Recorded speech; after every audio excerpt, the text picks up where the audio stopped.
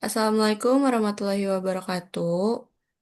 Kami dari kelompok 3 kelas blended yang beranggotakan Oktaviani Santoso, Cynthia Priscilla, dan saya sendiri, Jihan Fadila, akan mempresentasikan hasil analisis laporan keuangan PT Indofood Sukses Makmur Tbk pada periode 2001 sampai dengan 2025.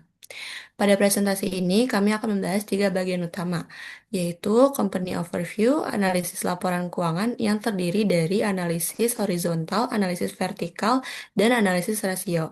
Kemudian diakhiri dengan kesimpulan dan juga saran. Oke, selanjutnya langsung masuk ke Company Overview.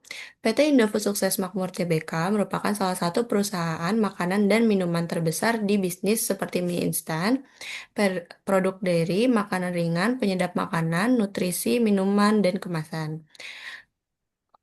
Produk-produknya dipasarkan melalui lebih dari 30 merek terkenal, dengan Indomie sebagai merek yang telah dikenal lebih dari 100 negara.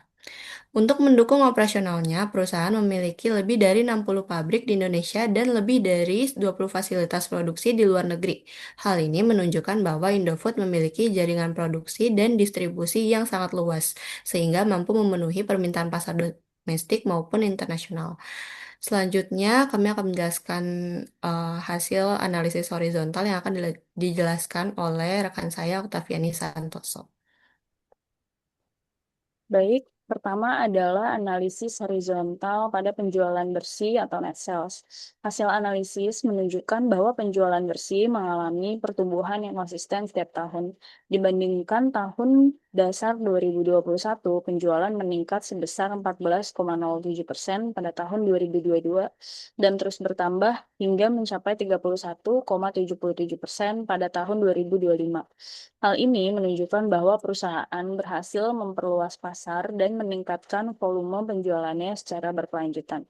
Setelah horizontal analysis on net sales, akan dilanjutkan dengan analisis horizontal pada statement of financial of position. Dari sisi aset, total aset menunjukkan sebesar 14,9% pada tahun 2025 dibandingkan tahun 2021. Pertumbuhan ini terutama didorong oleh kenaikan aset lancar yang mencapai 50,5%. Selain itu, aset tetap juga meningkat secara konsisten yang menunjukkan adanya investasi perusahaan untuk mendukung kapasitas produksi.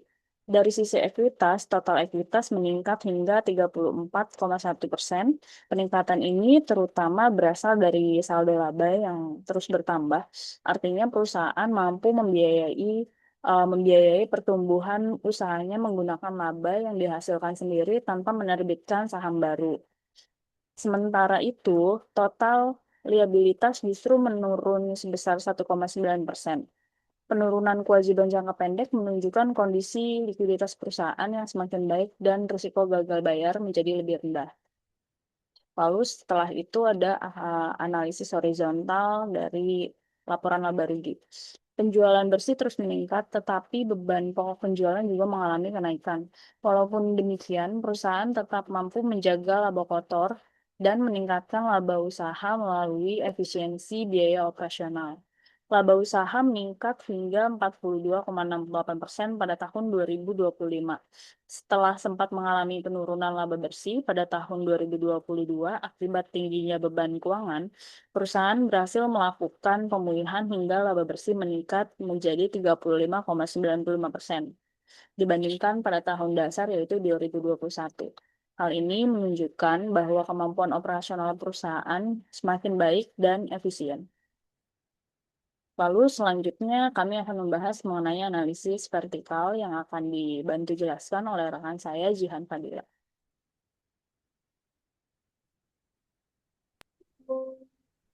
Baik, pada laporan posisi keuangan, proporsi aset lancar meningkat dari 28,81% menjadi 37,74%. Sebaliknya, proporsi liabilitas menurun dari 53,45% menjadi 45,64%. Sedangkan proporsi ekuitas meningkat menjadi 54,36%. Kondisi ini menunjukkan bahwa struktur keuangan perusahaan semakin kuat karena perusahaan semakin mengandalkan modal sendiri dibandingkan mengambil utang. Pada analisis vertikal laporan laba rugi, boleh tolong di next. Oke. Pada analisis vertikal laporan laba rugi, beban penjualan dan administrasi cenderung menurun sebagai persentase dari penjualan. Hal ini menunjukkan efisiensi operasional yang semakin baik. Selain itu, laba bersih meningkat menjadi 14,37% dari penjualan pada tahun 2025. Artinya, dari setiap Rp100 penjualan, perusahaan mampu memperoleh laba bersih sekitar Rp14,37. Berikutnya adalah analisis rasio yang akan dijelaskan oleh rekan saya, Cynthia Priscilla. Baik, saya akan menjelaskan rasio analisis. Di rasio analisis ini dibagi menjadi 3 bagian, yaitu ada rasio likuiditas, rasio profitabilitas, dan juga rasio solvabilitas.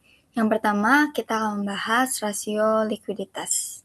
Pada rasio likuiditas, current rasio meningkat dari 1,8 menjadi 4,2 kali. Dan juga di acid test atau juga quick ratio juga meningkat hingga mencapai 1 kali di tahun 2025.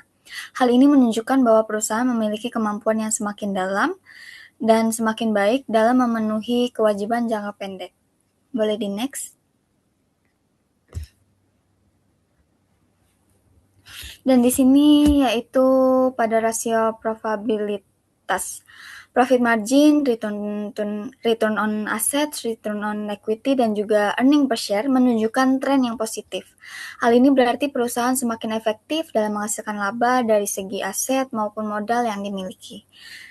Boleh di next? Sedangkan pada rasio solvabilitas, debt to asset rasio turun dari 53,4% menjadi 45,6%. Ini menunjukkan ketergantungan perusahaan terhadap utang semakin rendah sehingga kondisi keuangan menjadi lebih sehat. Boleh di next? Di sini kami telah menyimpulkan rasio analisis. Yang pertama, likuiditas membaik, current rasio dan quick rasio meningkat, menunjukkan kemampuan memenuhi kewajiban jangka pendek semakin kuat. Dan juga pada profitabilitas meningkat. Profit margin, ROA, ROE, dan EPS menunjukkan tren kenaikan hingga 2025. Dan juga pada solvabilitas lebih sehat, yaitu debt to asset, rasio menurun, dan kemampuan membayar bunga semakin baik. Dan juga kebijakan dividen stabil, sebagian laba ditahan untuk mendukung ekspansi dan memperkuat modal perusahaan. Boleh di next?